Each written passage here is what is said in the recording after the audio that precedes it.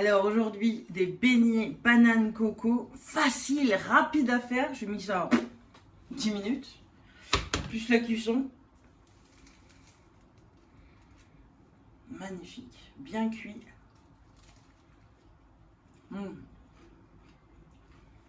Ça fait un dessert facile et rapide à faire. Vous pouvez mettre un peu de sucre glace si vous en avez envie, j'en avais pas. C'est pour la décoration parce que c'est largement assez sucré, la banane plus le sucre qu'on a rajouté, c'est largement bien, c'est parfait. Souvent on fait ça avec de la levure, donc c'est assez long. Là, c'est ultra rapide. Alors pour ces beignets ultra rapides, je vais commencer par une banane que je vais écraser. Ça fasse une belle purée. Je vais y mettre un peu de vanille en poudre. Mettez de la vanille liquide si vous avez que ça. Une pincée de sel. Je vais y mettre 2 cuillères à soupe de sucre. Voilà, c'est parfait. J'ajoute 160 g de farine.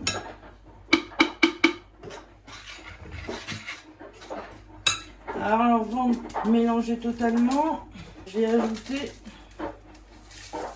la levure chimique. Je vais mettre une demi-cuillère à café, ce qui vaut à 3-4 grammes.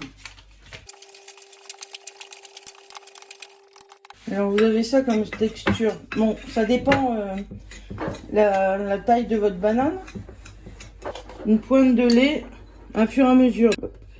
Et j'essaie de faire une pâte à beignets homogène. Donc là, elle est encore un peu ferme.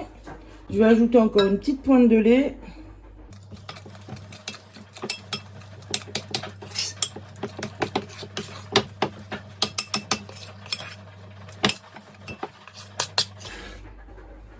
Il coule tout seul. Je vais ajouter la noix de coco. Si vous en mettez beaucoup, ben, elle va être plus ferme, il va falloir la liquéfier.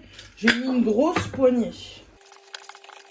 Voilà, et vous voyez, elle coule, mais doucement. Ça, c'est bon signe. Bon, là, je mets à chauffer l'huile pour les beignets. Et pendant ce temps-là, je vais zester un demi-citron vert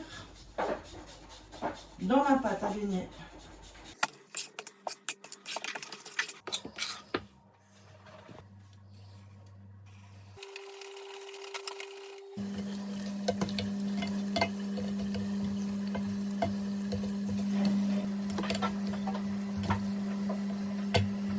Quand la couleur est bien uniforme, partout, au bout de 4-5 minutes, vous pouvez les retirer. Je vais les mettre à égoutter sur un linge.